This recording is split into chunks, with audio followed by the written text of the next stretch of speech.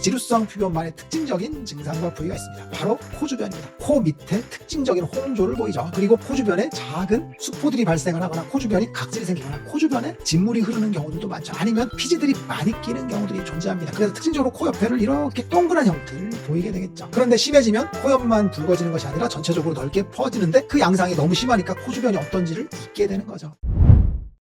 안녕하세요, 묘한의사입니다. 지루성 피부염 환자분들이 내원하시거나 혹은 질문하실 때 전형적인 지루성 피부염 양상임에도 불구하고 지루성 피부염인지 주사인지 아토피인지 여드름인지를 헷갈려 하시는 경우들이 많습니다. 그런데 이게 왜 그런고 하고 봤더니 지루성 피부염의 전형적인 양상을 잘 모르기 때문에 그런 것 같습니다. 딱 보자마자 지루성 피부염인데 그걸 모르시죠. 오늘 이 시간에는 가장 전형적인 지루성 피부염 양상에 대해서 한번 다뤄볼 겁니다. 저는 얼굴 피부염만 보면 지루성 피부염인지 아닌지를 쉽게 알 수 있어요. 멀리서 봐도 전형적인 지루성 피부염 양상인 경우가 많죠. 그런데 가까이 와서 보면 명확한 경우가 많죠. 왜 그러냐면 지루성 피부염의 전형적인 타입이 존재하기 때문입니다. 이 타입을 알고 보면 지루성 피부염인지 아닌지는 굉장히 알기 쉽죠. 그런데 환자분들이 지루성 피부염인지 아닌지를 질문할 때 전형적인 양상에 대해서 질문을 하십니다. 코 밑에만 붉어요 혹은 입 주변이 붉어요 라고 해서 사진을 보내주시거나 이메일로 저한테 상담을 하시는 경우들이 많죠. 그런데 제가 보자마자 지루성 피부염이다 라고 하면 환자분들이 좀 허탈해 하시죠. 이렇게 쉬운가? 라는 거죠. 피부질환마다 매우 특징적인 증상들이 있습니다. 이걸 일반인들이 알기는 굉장히 어렵죠. 그런데 알아야만 된다라고 얘기를 했죠. 왜 그러냐면 진단 자체가 정확하지 않은 경우들이 많기 때문이라고 했어요.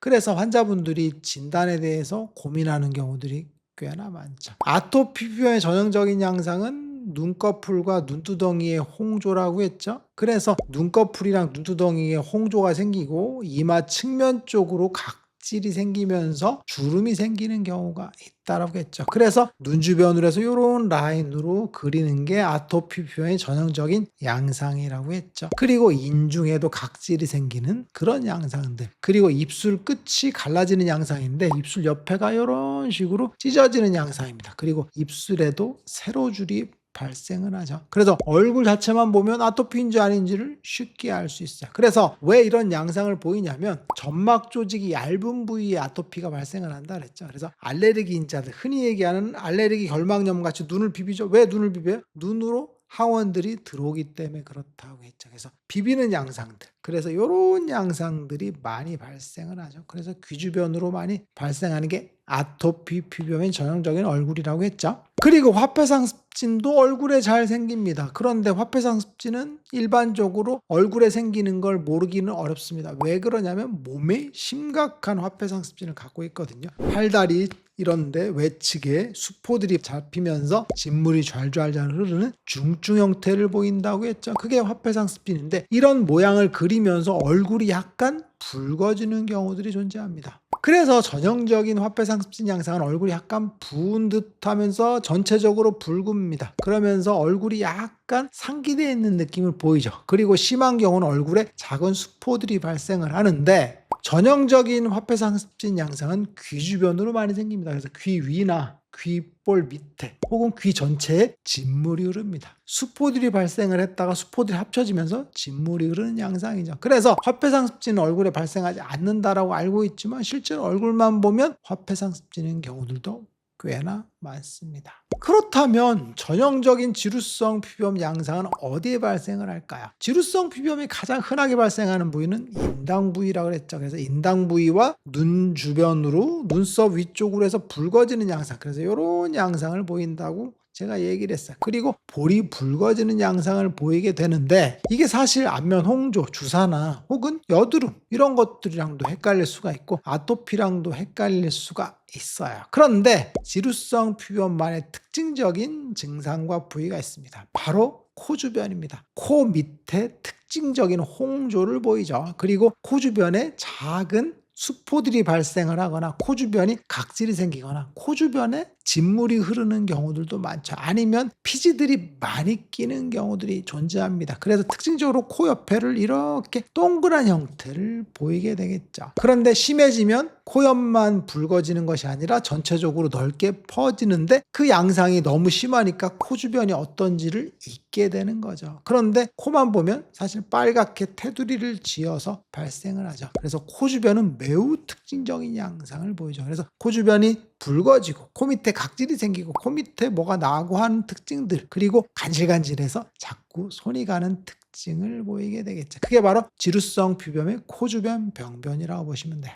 그리고 지루성 피부염의 또 다른 특징적인 부위는 입 주변입니다. 입 주변이 입 밑에 아랫입술 주변으로 동그랗게 조커 형태의 노란색 테두리를 보인다고 했죠. 그래서 제가 예전에 얼굴이 노라면 지루성 피부염 가능성이 높다라고 했죠. 그래서 라임색의 푸르스름하면서 노란 얼굴을 보이는 게 지루성 피부염의 특징이라고 했는데, 지루성 피부염 입 주변 병변도 요 밑에가 빨갛게 되면서 이쪽이 붉은 느낌들이 생깁니다. 그런데 심한 경우는 또렷한 붉은 형태를 보이고 안 심한 경우는 약간 붉은 느낌이죠. 그래서 만져보면 끈적끈적한 피지들이 모이게 되겠죠. 그래서 이 피지들이 침착이 되면서 노란 얼굴을 보이고 밑에 부분이 붉어지면서 빨간 느낌을 보이죠. 그래서 환자분들이 이게 핸디캡으로 받아들인 경우들이 많아. 내 입술 밑에는 왜 이렇게 빨갛지? 그러면서 붉은 것만 계속 거울을 보는 분들이 많습니다. 그런데 코 밑에 붉은 것과 입 주변이 붉은 경우가 사실 동시에 생기는 경우들이 굉장히 많습니다. 그래서 입 주변이 너무 붉어요, 이게 왜 그렇죠? 라고 이야기해서 환자분들이 고민하는 경우들이 많고, 여기를 자꾸 각질이 많이 생기니까 스크럽을 해서 더 붉어지는 경우들이 많겠죠. 왜 그러냐면 코 주변과 입 주변은 피부염이 생겼다 안 생겼다 생겼다 안 생겼다의 호전과 악화가 굉장히 기복이 큰 거거든요. 그럴 때 각질들이 침착이 잘 됩니다. 원래도 입 주변엔 각질이 잘 생기잖아요. 그런데 지루성 피부염이 호전됐다 악화됐을 때는 각질이 더 많이 생기니까 어떻게 돼요? 세안할 때